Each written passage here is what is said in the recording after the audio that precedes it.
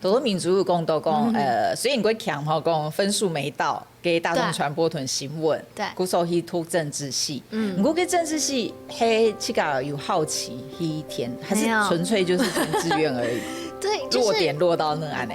因为是高中刚好有参加嘅太好嘅 summer camp， 参加係傳播學院，因為嗰時嘅學長姐就會講，政治系是分數最厲害的記者會去跑政治線，所以我那時候想說 ，OK， 那我沒有考到大眾傳播，就先投給政治內後有種受騙的感覺啊，真的嗎？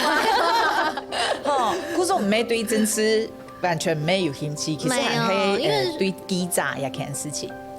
其實記者也沒有其實公羅斯方案的高中的時間唔低，行一百要做嘛嘅？唔低，所以那小時候性向測驗也不準啊。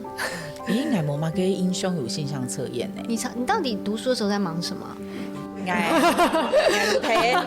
你也沒有，我就是那種很認真在念書，然後我的那個念什麼書啊？歷史課本啊，哈，都會2倍厚，因為我會囤嘅講義嘅表格嘛，給剪下了。我好像在做美工，剪，然後都沒有背起來。剛唔去到太好嘅，偷給過後，都冇想去做記者。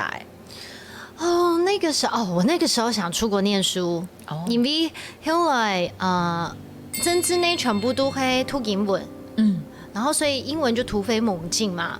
然後我又我喜歡藝術，給時間之後講藝術懂後稿，對，所以我就是去修了文學院的藝術史全部。然後我的老師，政治系老師開了所有在那個英國的。他以前念藝術，然後他把書單給我，全部把它讀完。後來就神像跟獎學金考到今年呢，還有就是中山獎學金，不知道可以講嗎？但是我那時候就是考到中山獎學金，我應該會讀書完呢。結果冇去啊。